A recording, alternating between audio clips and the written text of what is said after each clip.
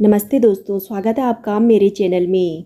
आज की कहानी है एक बहन का अपने भाई के लिए निस्वार्थ प्रेम।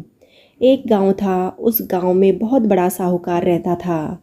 साहूकार बहुत पैसे वाला था। आसपास के कई गांव में उसका बड़ा नाम था। लेकिन इस साहूकार को अपने पैसों का, अपने रुतबे का और अपने नाम का बहुत ही घमंड था। वह अपने नाम को बनाए रखने के लिए बहुत ही ज़्यादा सोचता था और बिना किसी के भावनाओं की कद्र किए वह कुछ भी बोल देता था। साहूकार को कई सालों बाद एक संतान प्राप्ति हुई थी। साहूकार ने अपनी इस खुशी को मनाने के लिए अपने घर पर एक बहुत बड़ी पार्टी रखी, जिसमें उसने आसपास के गांव के सभी लोगों को और सिर्फ ऐसे रिश्तेदारों को बुलाया था जो पैसे वाले थे। पास के ही गांव में साहूकार की खुद की सगी बहन भी रहती थी। क्योंकि उन दिनों उसकी आर्थिक परिस्थिति कुछ अच्छी नहीं थी, इसलिए उसने अपनी बहन को उस पार्टी में नहीं बुलाया था। साहूकार ने जिस पार्टी का आयोजन किया था वह इतना भव्य था और इसके अलावा उसमें इतने प्रसिद्ध लोग आने वाले थे कि उस पार्टी की चर्चाएं हर गांव में होने लगी थी। यह खबर उस साहूकार की बहन तक भी पहुंच गई। बहन को यह जानकर बहुत ही ज़्यादा खुशी हुई कि इतने सालों बाद उसके भाई को संतान सुख प्राप्त हो गया। बहन ने सोचा कि भाई गलती से उसे इस बारे में बताना भूल गया होगा और अपनों को भला कोई न्योता देता है। भोली भाली बहन ने अपने भाई के यहाँ उस पार्टी में जाने की तैयारियां शुरू कर दी। जिस दिन वह पार्टी थी उस दिन बहन सुबह सुबह ही अपने भाई के घर जाने के लिए निकल पड़ी। रास्ते में अपने पुराने मैले कपड़े देख उसे ख्याल आया कि अगर किसी और के घर जाना होता तो मैं ऐसे कपड़ों में जाने की सोचती भी नहीं, लेकिन मैं तो मेरे अपने घर में मेरे मायके जा रही हूँ। वहाँ मुझे ये सब सोचने की कोई भी ज़रूरत नहीं है।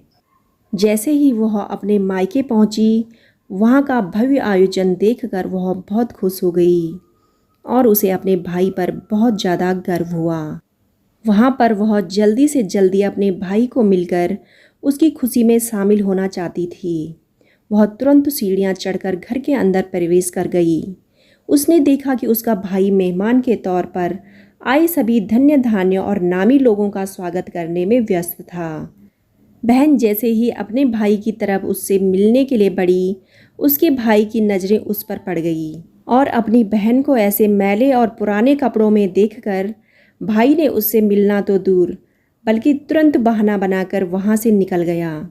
बहन ने सोचा इतने लोगों में बेचारा अकेला भाई क्या क्या करें, जरूर उसे कुछ काम याद आया होगा, इसलिए वहाँ से चला गया होगा। बहन बाद में अपनी भाभी से मिलने गई। भाभी ने उसका स्वागत किया और उसे खाना खाने के लिए आग्रह किया। बहन ने सोचा ठीक है, पहले खाना खा लेती हूँ, फिर बाद में आराम से भाई से मिल लूँगी। बहन खाना खाने के लिए पंगत में बैठी। साहूकार उसके भाई ने देखा कि अपने सभी धनवान मेहमानों के बीच उसकी गरीब बहन बैठी हुई थी। सभी कीमती पोशाकें पहने लोगों के बीच उसकी बहन जो पुराने मैले कपड़े पहनकर बैठी थी, यह साहूकार से देखा नहीं गया और उसने अपनी बहन को अपने पास बुलाया और भला बुरा सुनाया और वहाँ से जाने के लिए बोला। बहन ने अपने सपने में भी नहीं सोचा था कि उसके साथ कभी ऐसा व्यवहार भी हो सकता है और वह भी उसके खुद के मायके में। अपना अपमान होने के बाद बहन तुरंत अपने घर ससुराल जाने के लिए चल पड़ी। बहन इस बात को सहन नहीं कर पा रही थी कि उसके अपने भाई ने उसके साथ इतना बुरा व्यवहार किया। उसकी आंखों से आंसू नहीं थम रहे थे। रास्ते में उसे अपनी एक पुरानी सहेली मिली। उसने उसे रोने का कारण पूछा। हालांकि बहन उसे कुछ भी नहीं बताना चाहती थी, लेकिन सहेली के बार बार पूछने पर उसने उसके साथ हुई सारी घटना उसे बता दी। उसकी सहेली एक समझदार महिला थी और काफ़ी अच्छी सोच रखने वाली थी। उसने कहा, अगर तुम मेरी बात मानो तो एक दिन तुम्हारा भाई खुद तुम्हें अपने यहाँ बुलाएगा और तुमसे माफ़ी मांगेगा। बहन ने उसे कहा कि मैं तुम्हारी हर बात मानूंगी, बताओ मुझे क्या करना होगा। सहेली ने कहा कि तुम इस अपमान को, इस दुख को एक दिशा दे दो और घर से ही काम शुरू कर दो। उसमें इतनी मेहनत करो कि उस काम में तुमसे अच्छा और कोई भी ना हो। बहन को अपनी सहेली की बात सही लगी और उसने घर पहुंचकर अपने आंसू पोंछकर उसी दिन से घर में काम शुरू कर दिया और उसने दिन रात मेहनत की। अपने साथ कई और गांवों की महिलाओं को जोड़ा और देखते ही देखते उसका काम चल पड़ा। कुछ ही सालों में आसपास के 100 गांव में उसका नाम और रुतबा काफ़ी बढ़ गया था और अब वह पैसों के मामले में अपने भाई से भी ज़्यादा बड़ी बन गई थी। भाई को भी जब इस बात का यह पता चला कि उसकी बहन इतनी धनी हो गई है तो उसने सोचा कि एक बार क्यों ना उससे मिलकर आया जाए। वह जब अपने बहन को मिलने उसके घर पहुंचा तो बहन ने उसका किसी राजा महाराजा की तरह स्वागत किया और उसके पसंद का खाना खिलाया। बहन का ऐसा व्यवहार देखकर भाई को अपनी पिछली गलती का एहसास हुआ, इसलिए उसने अपनी बहन को अपने घर होने वाली पूजा के लिए आमंत्रित किया। कुछ ही दिन बाद बहन अपने भाई के यहाँ उस पूजा के लिए पहुँच गई।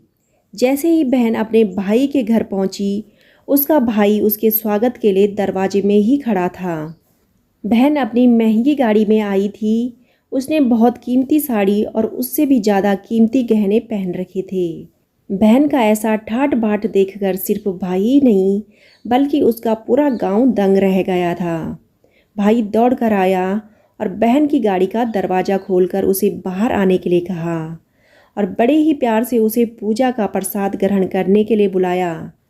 बहन को इस बार 15 पकवान परोसे गए थे। चांदी की थाली में उसे खाना दिया गया था और साथ में एक सोने की चम्मच भी रखी गई थी। उसके बैठने के लिए बेशकीमती पाट रखा गया था।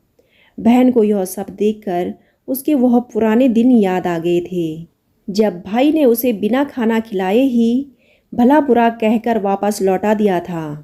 बहन खाना खाने के लिए तो नहीं बैठी, लेकिन उसने अपने सारे कीमती गहने और जेवर उतारकर उस थाली के सामने रख दिए और खाने में से कुछ निवाले उन जेवरों पर रख दिए। बहन का ऐसा व्यवहार देखकर सभी हैरान थे। किसी को समझ में नहीं आ रहा था कि बहन ऐसा क्यों कर रही है, वह क्यों उन जेवरों को खाना खिला रही है। जब सभी ने उससे पूछा कि वह क्यों ऐसा कर रही है, तब बहन ने सबके सामने बताया कि आज जो उसका इतना मान सम्मान हो रहा है वह दरअसल उसका नहीं, उसके इन्हीं कीमती गहनों और कपड़ों का हो रहा है, क्योंकि मैं तो अभी भी वही पुरानी साहूकार की बहन ही हूँ। अगर कुछ बदला है तो वह मेरी परिस्थिति और मेरे कपड़े और गहने हैं। भाई को अपनी गलती का एहसास होने पर इस बार अपनी बहन के पैर पकड़कर माफ़ी मांगी। बहन जो पहले भी अपने भाई से निस्वार्थ प्रेम करती थी, उसने अपने भाई को माफ़ कर दिया था और उसे गले से लगा लिया। पैसे सिर्फ हमारे जीवन को सरल बनाने के लिए हैं, जबकि रिश्ते जीवन में मिले किसी वरदान की तरह हैं। अगर उन्हें सच्चे मन से और निस्वार्थ भाव से निभाया जाए, पैसे खर्च हो जाएं तो आप बाद में भी कमा सकते हैं, मगर रिश्ते अगर टूट जाएं तो दुनिया का सारा धन भी आपको उन्हें वापस नहीं दिला सकता। दोस्तों, रिश्ते अनमोल हैं, इसलिए इन्हें प्यार और स्नेह से सींचते रहो और इनकी कद्र करो। दोस्तों, आपको कहानी कैसी लगी कमेंट करके ज़रूर बताइएगा। कहानी अच्छी लगी हो तो वीडियो को लाइक, शेयर और चैनल को सब्सक्राइब करना ना भूलें। कहानी सुनने के लिए आप सभी का तहे दिल से धन्यवाद।